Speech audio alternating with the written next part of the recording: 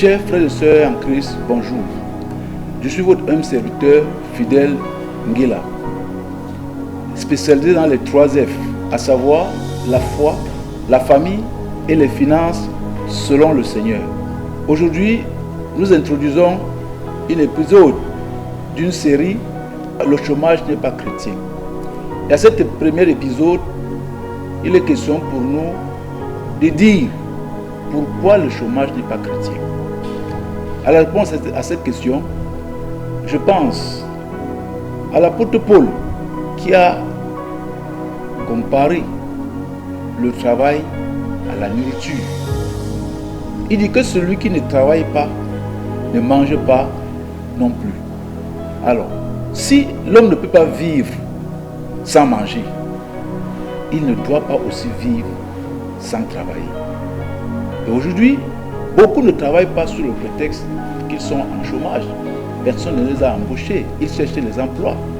Et quand nous regardons la parole, le chrétien ne doit pas rester sans rien faire parce qu'il attend un contrat.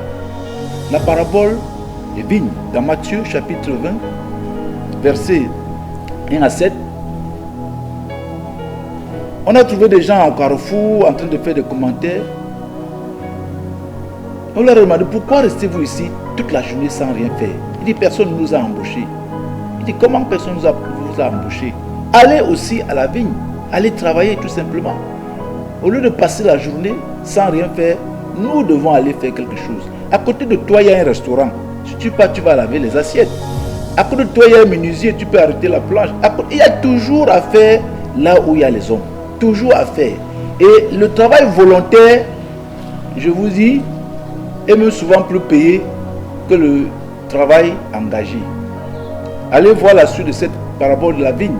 Ceux qui ont été embauchés à la 11e heure ont été payés au même prix que ceux qui ont été engagés n'ayant même pas travaillé la moitié du temps. À la suite de cette série d'épisodes, nous aurons beaucoup à dire sur le sujet. Et pour aujourd'hui, nous allons nous arrêter à cette explication de pourquoi le chômage n'est pas chrétien. Merci de m'avoir écouté et rendez-vous à la prochaine épisode. D'ici à là, portez-vous bien et que l'Éternel soit notre force.